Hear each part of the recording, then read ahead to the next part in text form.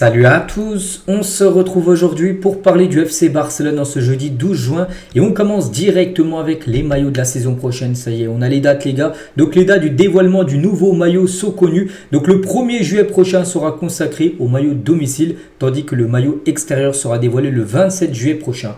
Vous avez les dates les gars, donc voilà, maillot domicile là, on le connaît déjà, c'est le maillot là rouge-bleu un peu à gauche, et le maillot extérieur sera ce maillot de couleur doré, blanc, beige, j'en sais rien, mais voilà, les deux maillots seront dévoilés là au cours des prochaines semaines. Et concernant le maillot d'avant-match du FC Barcelone pour la saison prochaine qui sera dévoilé également en même temps que peut-être le maillot domicile ou voire le peut-être maillot extérieur, il doit ressembler à ça. Ça a également, bien sûr, fuité. On continue, tiens, on va parler de Lamine Yamal actuellement en vacances. Il a partagé, tiens, quelques photos. Tiens, une photo, par exemple, de Lamine Yamal en train de savourer, bien sûr, ses vacances. Donc, il reviendra d'ici à peu près un mois à l'entraînement, bien sûr, du côté du Barça pour préparer, bien sûr, cette nouvelle saison. Tiens, en parlant de la nouvelle saison, les gars, on va parler de Marc Bernal. Devrait être de retour pour le début de la pré-saison. Mais pas ce tout jeune joueur. En début de saison, il s'est blessé malheureusement. Il s'est fait les ligaments croisés. Il a loupé toute la saison, en gros. Et en gros, il reprendra normalement l'entraînement le 13 juillet prochain parce que le 13 juillet, normalement, c'est la date de reprise. On est le 12 juin. Donc là, dans à peu près un mois et un jour, c'est la reprise de l'entraînement pour certains joueurs. Par exemple, Lamine Yamal, lui devrait même revenir un peu plus tard vu qu'il a joué, bien sûr, la Ligue des Nations avec l'Espagne. Pourrait peut-être revenir lui d'ici un mois, une semaine à peu près. Mais la plupart des joueurs qui n'ont pas joué lors de la trêve reviendront à peu près le 13 juillet. C'est la date de reprise. Et Marc Bernal sera là. On peut le considérer, les gars, comme une signature. Parce que c'est vrai qu'il n'a pas joué cette saison. Et ce joueur qui va réintégrer le groupe, c'est comme une signature tout simplement du côté du Barça. Ce jeune Marc Bernal qui va ramener une grosse concurrence, bien sûr, au milieu de terrain. On va parler d'Ansu Fati. On sait que Fati va partir, ça c'est quasiment sûr, et des infos. Donc Fati est heureux que son accord de prêt à Monaco puisse inclure une clause de rachat. En gros, que le Barça à tout moment peut le faire revenir. S'imagine les gars, à Monaco, il retrouve le niveau qu'il a dans le passé, puis il explose tout. Donc bien sûr, le Barça voudra faire revenir Fati, mais c'est une clause de rachat concernant un retour de Fati. Donc son rêve est toujours de réussir à Barcelone, et il va travailler dur pour atteindre cet objectif. Donc maintenant, à lui, bien sûr, d'être bon à Monaco. Il le sait, Fati est conscient que Monaco est sa dernière grande chance en gros. Une grande chance, c'est dire que Monaco, ça reste comme un grand club. Un club qui a battu le Barça cette saison en Ligue des Champions. C'est un club qui va encore jouer la saison prochaine en LDC. C'est dire en gros que s'il échoue, s'il flop à Monaco, après, s'il vient à partir là, en gros, ce serait certainement un club secondaire. Un club qui joue plus l'Europe, un club très moyen où il pourrait rejoindre. S'il flop, bien sûr, du côté de Monaco, il sait que vraiment c'est sa dernière grande chance de rester au haut niveau. Fati, même si depuis quelques temps il n'est plus du tout au haut niveau, bien sûr.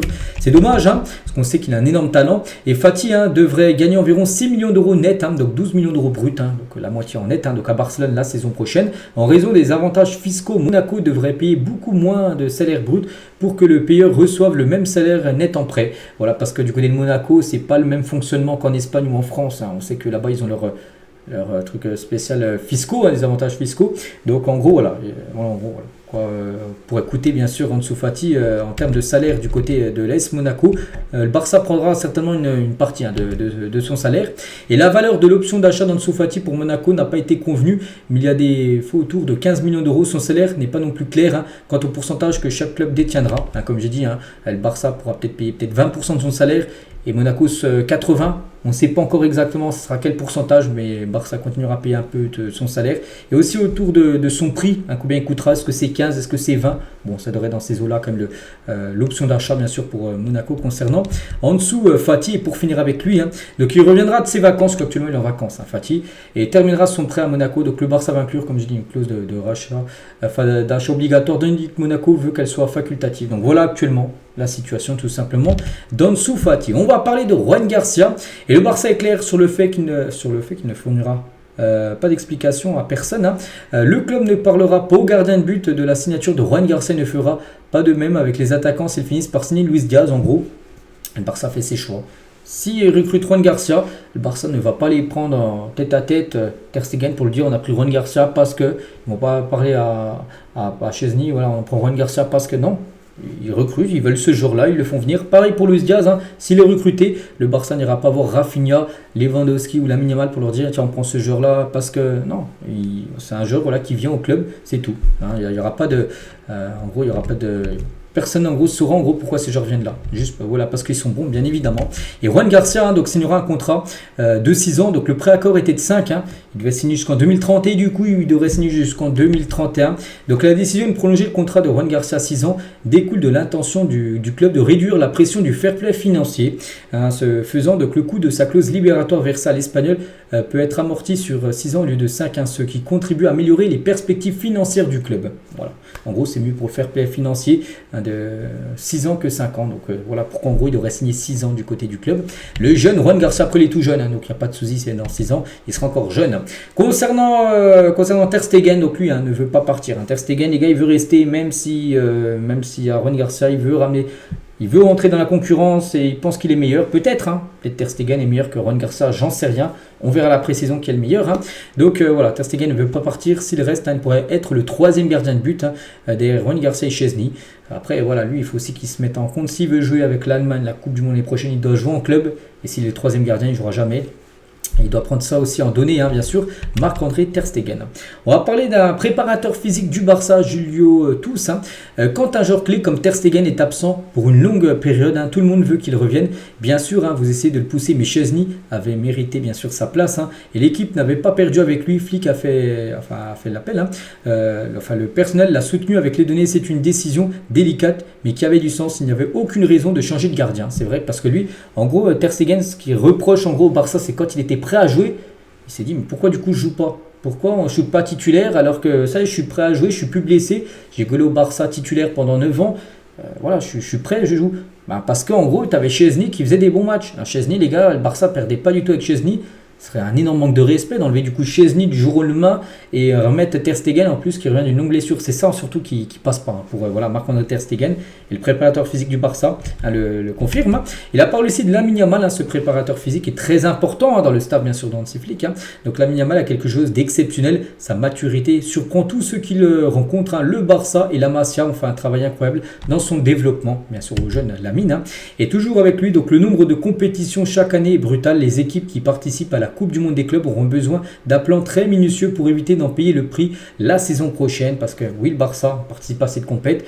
Il y en a plein de clubs, il y a 32 clubs en tout, et les grosses équipes européennes participent bien sûr à cette compétition, mais il dit qu'après il y en a certainement quelques-unes qui vont payer cette Coupe du Monde des clubs la saison prochaine, peut-être avec des blessures, parce que là t'enchaînes, t'as pratiquement même pas de repos, puis après il y a déjà la nouvelle saison qui arrive, donc voilà, en gros on peut le comprendre bien sûr ce Julio Tous, ce préparateur physique, sur ce qu'il dit. On va parler de Reinsdorf, donc c'est un nouveau joueur de Manchester City, donc félicitations à City, ils l'ont acheté. Mais pourquoi on parle de lui dans un épisode du Barça? Parce qu'il a dit je suis Pep Guardiola depuis qu'il était l'entraîneur de Barcelone avec Léo Messi, comment son équipe a joué et tout, c'était incroyable. En gros il suivait le grand Barça à l'époque. Reinsdorf, quand le Barça avec Messi, Pep Guardiola, tout ça dominait totalement le football mondial. Et il s'est inspiré, il a beaucoup regardé ce FC Barcelone là. Donc voilà pourquoi on parle en gros de Reinsdorf. On lui souhaite bonne chance à City. Riqui Puig a été aperçu ce matin à la Ciudad Esportiva, du côté du centre d'entraînement du FC Barcelone. Bon, actuellement, il est un peu en repos, c'est les vacances pour Riqui Puig. Voilà. Donc il était du côté du centre d'entraînement du Barça. Bon, peut-être pas pour revenir, je pense pas. C'est juste peut-être il a toujours sa famille à Barcelone, puis il est venu au centre d'entraînement aujourd'hui. Gérard Piqué a dévoilé son top 6 pour le Ballon d'Or. Et regardez, donc sur les 3 joueurs du Barça, il met Lamine Yamal premier, Pedri deuxième, Rafinha troisième. Et après un joueur comme Ousmane Dembélé qui est favori quand même pour le Ballon d'Or, il le classe à la 6e position. Gérard Piqué. Des nouvelles cas de Frenkie de Jong est maintenant sur le point de renouveler son contrat à des conditions qui sont conformes à la situation financière du club. Ça veut dire que il veut bien prolonger et le Barça, en accord avec le Barça lui propose tant en salaire, lui ça lui va, donc on pense que ça va se faire. N'oubliez pas qu'il est en fin de contrat dans un an bien sûr de Jong. Ce serait terrible de le perdre libre l'année prochaine s'il n'a pas prolongé. N'oubliez pas que le Barça l'a acheté quand même 85 millions d'euros de Jong il y a quelques années, c'était en 2019 je crois, en provenance de l'Ajax. Donc voilà, il devrait prolonger l'aventure du côté du club, ça c'est une bonne nouvelle. Le Barça n'a pas besoin d'enregistrer Daniel Mo cet été car la décision du Conseil supérieur des sports est toujours valable. Le club ne devra s'inscrire que si le tribunal national approuve les mesures de précaution demandées par la Liga. Donc il n'y aura pas de souci, comme ça a été en début de saison pour enregistrer Daniel Mo. Vous vous souvenez pour Victor, ils avaient loupé les premiers matchs de la saison, même les 3 premières journées, c'était pas enregistré. Donc là il n'y aura pas de souci, saison prochaine. ils sont enregistrés, il n'y a aucun souci. Le Barça prévoit de prolonger le contrat de Pablo Torre au-delà de 2026 afin qu'à l'avenir il puisse être vendu avec une option de rachat ou prêté. Le joueur veut rester au FC Barcelone, mais bon, il pourrait être prêté ou vendu, mais peut-être inclure aussi une clause de rachat, à l'image de peut-être ce que va faire le Barça avec en dessous Fati. Le Barça a versé 1,5 million d'euros à Clément Lenglet pour rompre son contrat, c'est très peu, n'oubliez pas qu'il a pu recevoir plus. Le club catalan économise quand même 20 millions d'euros, somme correspondante aux 3 dernières années du contrat du joueur, donc il a fait quand même un gros effort, bien sûr, Clément Lenglet. Voilà, il a récupéré seulement 1,5 alors que le Barça a pu lui donner plus de 20. S'il aurait voulu avoir ses 20, le Barça n'aurait pas eu le choix. Donc voilà, concernant Lenglet, maintenant officiellement, il n'appartient plus au Barça. Il a été transféré du côté de l'Atlético Madrid. Et on finit aujourd'hui avec Ivan Perisic. J'en ai beaucoup parlé hier et ça se confirme, qui veut rejoindre le Barça. Voilà. Donc le Croate a mis en stand-by sa prolongation avec le PSV en contact avec Hansi Flick. Il espère signer librement au Barça cet été, comme on a peu parlé hier pour ceux qui n'ont pas suivi l'épisode. C'est un joueur qui intéresse Flick, qui connaît en plus. Les deux étaient au Bayern Munich en 2020, ils ont même gagné la Ligue des Champions ensemble. Donc Perisic c'est un joueur très polyvalent, il peut jouer les gauches, il peut jouer numéro 10, il peut jouer les droits, il peut jouer faux numéro 9, il peut jouer un peu partout en gros. Perisic aussi c'est un tout petit salaire, il demandera un tout petit salaire. Perisic est aussi libre, oui il a 36 ans, mais c'est un joueur aussi avec beaucoup d'expérience. Donc voilà, tout ça font que Hansi Flick veut ce joueur en gros en tant que super sub la saison prochaine. Donc voilà les gars ce qu'il y avait à dire, j'espère que ça vous a plu. Donc nous on se retrouve bien sûr demain, demain vendredi pour le prochain numéro. À demain.